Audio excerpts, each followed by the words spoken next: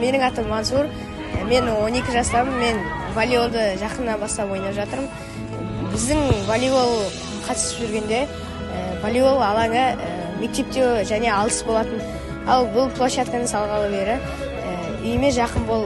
Күнде енді үйге келетін болам, достарыммен келем. Түнге шейін ойнауға болады.